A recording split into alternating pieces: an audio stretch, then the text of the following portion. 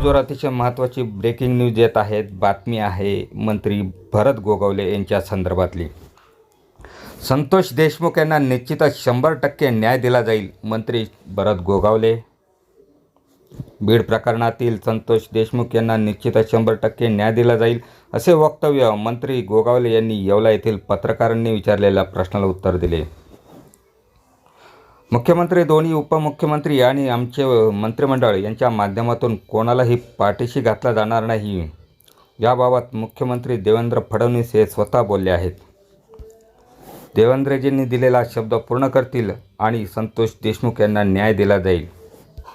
आज येवला तालुक्यातील दौऱ्यावर राज्याचे फल उत्पादन व रोजगार हमी योजनेचे मंत्री भरत गोगावले एका श्राद्धाच्या कार्यक्रमाच्या निमित्ताने आले होते. यावेळी त्यांनी स्थानिक पदाधिकाऱ्यांची भेटीगाठी घेतल्या. दरम्यान तालुक्यातील राजकीय परिस्थितीचा आढावा देखील यावेळी घेतला. यावेळी मंत्री महोदयांच्या दौऱ्यामध्ये शिक्षक आमदार किशोर दराडेही उपस्थित होते. दरम्यान मंत्री गोगावले माध्यमांसमोर काय बोलले पाहूया.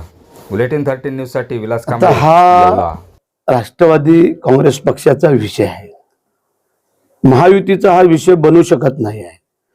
भारतीय जनता पार्टीवाले त्यांना कोण द्यायचं ते त्यांनी ठरवलं. शिंदे साहेबांनी शिवसेनेवाल्यांना कोणाला द्यायचं त्यांनी ठरवलं. राष्ट्रवादीवाल्यांमधून कोणाला द्यायचं ते अजितदादांनी ठरवलं. त्याच्यामुळे आम्ही काय त्याच्यात बोलू शकत नाही. आम्हाला त्यातली काय माहिती नाही. कदाचित तो त्यांच्या काय वेगळ्या विषयाचा विषय असू शकतो, पण त्याच्यामध्ये न बोलणं बरोबर आहे असं मला वाटतंय. शेवटी नशिबामध्ये लिहिलेलं असतं ते कोण टाळू शकत नाही आहे.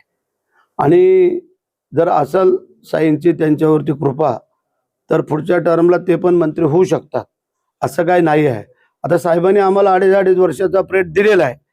आम्ही काम व्यवस्थित केलं तर आम्हाला पुढे ठेवतील, नाहीतर 2.5 वर्षानंतर दराडे साहेबांसारख्यांना पण संधी मिळू शकते. असं काय नाही. ज्यांनी पक्षाचं काम करायला पाहिजे. आता येणाऱ्या जिल्हा परिषद, पंचायत समिती, ग्रामपंचायतीला दराडे साहेबांनी आपली ताकद दाखवून जे काय आता आपले पदाधिकारी कार्यकर्ते त्यांना सगळ्यांना बरोबर घेऊन त्यांनी दाखवलं तर आम्ही पण त्यांची पुढच्या वेळेला शिफारस करू शकतो की एवढ्या मोठ्या माणसाच्या समोर, आता हे पण मोठेच आहेत तसे छोटे नाहीत, परंतु त्याला टक्कर देत असताना की बाबा जर युतीमध्ये जर सगळं बसून झालं तर चांगलं आहे, आणि नाही झालं तर मग दराडे साहेबांनी आपल्या सगळ्या कार्यकर्त्यांना, पदाधिकाऱ्यांना, इतर काय मंडळीच्या लोकांना बरोबर घेऊन त्यांनी पुढची वाटचाल करावी.